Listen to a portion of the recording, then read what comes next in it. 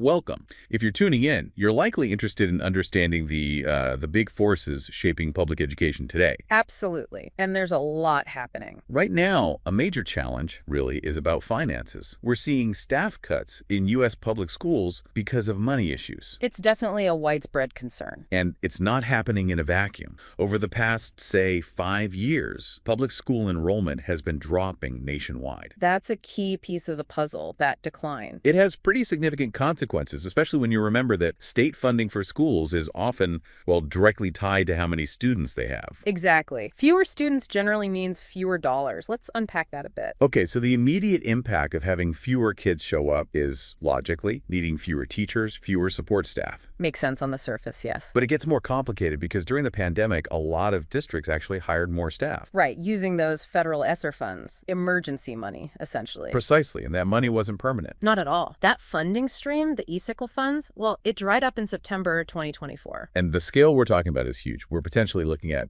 250,000 education jobs? Or roughly $24 billion in labor costs that were being propped up by that temporary funding. It's a significant amount. So the funds expire, and suddenly districts are facing these really tough decisions about all those extra positions they added. It's a bit like, imagine winning a small lottery prize. Okay. And then immediately taking out a massive long-term mortgage based on that temporary cash. Once the prize money's gone, well, you're stuck. That's a really good analogy. Yeah. And you can see how that plays out locally. Oh, definitely. We're seeing real friction in some communities now. How so? Well, you have some parents, some community members looking at these layoffs and saying, wait a minute, is this really necessary? Or is this a choice the district is making? So accusations of maybe misplaced priorities. Exactly, leading to frustration and, frankly, disappointment in how things are being handled. We've heard reports, like in Pasadena, describing it as slash and burn cuts, and that hits morale hard. It does. And you have to worry about the impact on the students, too, not just the numbers, but their experience, their sense of stability. And it's not like this came out of the blue entirely. Not really. I mean, districts were warned, weren't they, about the risks of taking on recurring costs, like salaries, with temporary money? Yeah, the message was pretty clear. 2025 could bring exactly these kinds of fiscal cliffs if plans weren't made. Hindsight is always 20/20, of course, but the warnings were there. So let's dig into why enrollment is dropping. What are the root causes? There are two main drivers, really. The first one is pretty straightforward: lower birth rates. Fewer babies being born means fewer kids entering kindergarten down the line. Precisely. It starts at the youngest grades and works its way up through the system. Okay, what's the second factor? The second one, and this is particularly noticeable in a state like California, relates to migration patterns. People moving in or out. Yeah. California historically saw more people moving in than leaving, net in migration.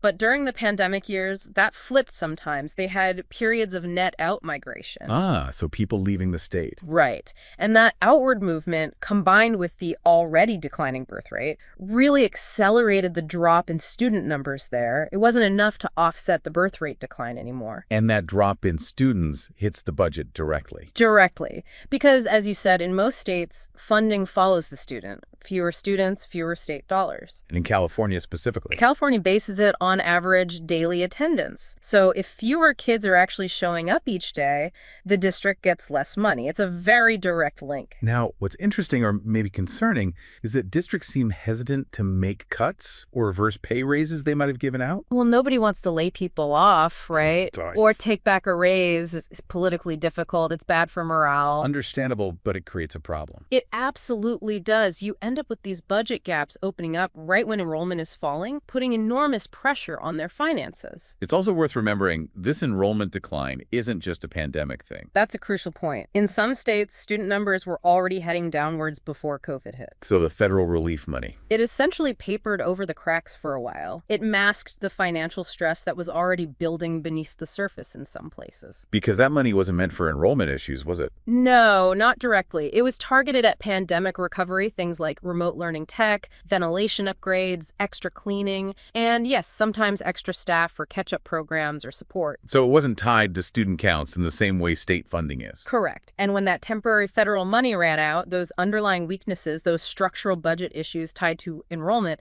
they just snapped back into view sharply. And we should clarify, when we say staff, it's broader than just classroom teachers. Oh, much broader. A lot of these funds went towards hiring people for learning recovery, helping kids catch up academically. Right, addressing learning loss. And also crucial roles like counselors, social workers, people providing social emotional support, which became even more vital during and after the pandemic. So cutting staff means potentially cutting those services too. Absolutely. It impacts the whole support system for students. Looking around, is this hiring surge unique? Well, it's interesting. If you look at a place like Texas, for example, staffing actually grew faster than enrollment did for a period. Really? So they were increasing staff-to-student ratios. It suggests a broader trend, yeah. Maybe not everywhere, but certainly a tendency towards adding staff across the board, which now needs reevaluation in many places facing budget crunches. Normally, how do districts handle a slow decline in students? Typically, it's a more gradual process. The main tool is attrition. Meaning when someone retires or resigns, you just don't hire a replacement for that position. Over time, staffing levels naturally decrease to match the lower enrollment. Okay, that sounds less disruptive. It is. And sometimes, over a longer period, you might see school closures or consolidations if the decline is significant and sustained. But it's usually planned over years. But the COVID money changed that dynamic. Completely. It disrupted that slow, steady adjustment process. With the extra federal cash, districts didn't need to rely on attrition or make those tough closure decisions immediately. They could maintain or even increase staffing. And now the music has stopped. Pretty much. The funding ended abruptly, and now there's this sudden, urgent need to make really big adjustments, often very quickly. The gradual approach wasn't followed because it didn't seem necessary at the time. Let's make this concrete. Talk about Pasadena Unified School District. PUSD. Okay, yeah, Pasadena is a useful case study here. In 2024, they announced they were looking at potential staff cuts because of budget shortfalls. And their enrollment trend. It fits the pattern we discussed. Yeah. PUSD has seen a pretty steady drop in enrollment going back to around 2014, mirroring what's happened across California. So this isn't a brand new problem for them. Not at all. And what's telling is something the superintendent pointed out. The rate students are leaving didn't match their staffing model. An imbalance had been growing. And the teachers union. Jonathan Gardner, the union president there, reported that around 117 layoff notices went out to teachers. How big is PUSD? They have about 23 schools, roughly 14,000 students. So 117 potential teacher layoffs. That's a noticeable number. And the community reaction. Predictable, I imagine. Oh, yeah. Significant pushback. Parents, teachers, community members mobilized against the cuts. What were their main arguments? A few things. Accusations of poor planning by the district, basically saying, you should have seen this coming. The warnings we talked about earlier. Exactly. Also, arguments about misplaced priorities, questioning where the money is being spent, and claiming the cuts are ineffective. Ineffective how? Well, the argument goes that teacher salaries are only about, say, 30% of the total budget. So even laying off a lot of teachers doesn't save a proportionally huge amount from the overall district spending. So they're saying the cuts hurt kids and don't even fix the budget that much. That's the core of the argument, yes. And alongside that, you hear claims that the district might be overspending elsewhere, maybe on administration or on outside contracted services. Even after the grant money like ESSER ended. That's the accusation that spending in some areas continued at higher levels, and now the budget is being balanced, as they see it, on the backs of students and teachers. How did the district respond to that? What did the PUSD board say? Well, they released a statement, I think it was March 2025, acknowledging the situation. They pointed to a structural deficit, one that actually started before the pandemic. Declining enrollment, obviously. But also rising costs, inflation hitting everything from utilities to supplies, plus the costs of mandated services they have to provide. And they specifically mentioned state funding increases for inflation not keeping up with real-world cost increases. So they argued the cuts, while painful, were unavoidable. Essentially, yes. Their position was that these reductions were necessary to prevent an even bigger deficit the following year. They threw out a figure, potentially $37 million shortfall if they did nothing. Wow, that's substantial. It is. But Mr. Gardner, the union president, also raised concerns about how the decisions were made. What specifically? He noted that school principals were apparently largely left out of the loop during these layoff discussions. Why is that significant? Well, it suggests a potential disconnect, doesn't it? You have central office making these big decisions, potentially without fully consulting the people on the ground, the principals who know the day-to-day impact on their schools, their staff, their students. That lack of communication or perceived lack can definitely breed resentment. It certainly can. And is Pasadena an outlier, or are other districts in California seeing this too? Oh, they are absolutely not alone. We're hearing similar stories from numerous districts across California. The expiration of the ESSER funds is hitting many of them hard, creating very similar financial pressures. It's a statewide, even nationwide issue playing out locally. It really underscores how difficult layoffs are in education. It's incredibly tough. Education is such a human-centered field.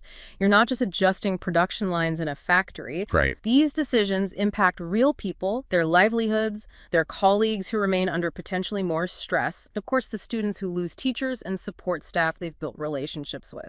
The emotional toll is immense for everyone involved. Which brings us back to planning. It seems so critical to have had an exit strategy for that temporary funding. Absolutely critical. If you're going to use one-time money for ongoing costs like staffing, you must have a plan for what happens when that money disappears. But it sounds like many districts either didn't have one or maybe didn't stick to it. That appears to be the case in many situations. Whether the plan wasn't developed or wasn't implemented effectively, the result is the same. This sudden scramble. Exactly, these sudden, painful adjustments without much financial wiggle room left in the budget. But not everyone was caught flat-footed. Some districts managed it differently. That's right. It's important to note that some districts did have strategies. They planned ahead and used that gradual approach we talked about earlier. Through attrition? Primarily, yes. They anticipated the end of the funding and started managing staffing levels down over time by simply not replacing everyone who left voluntarily, retirements, resignations, people moving. So they used natural turnover to their advantage. Precisely. It's a much less disruptive way to right-size staffing when funding changes. By not refilling positions that were funded by those temporary dollars, they could slowly bring their staffing levels back in line with their ongoing, more predictable revenue streams. I remember reading about San Francisco Unified. Didn't they issue layoff notices and then pull them back? Yes, that was an interesting case.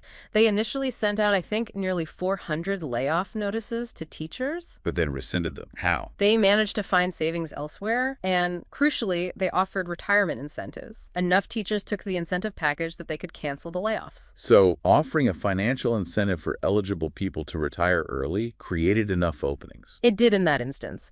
It shows that there can be other levers to pull besides immediate, involuntary layoffs if the planning and resources are there. Which makes the Pasadena situation interesting because you mentioned they didn't offer similar incentives. Apparently not, according to the union.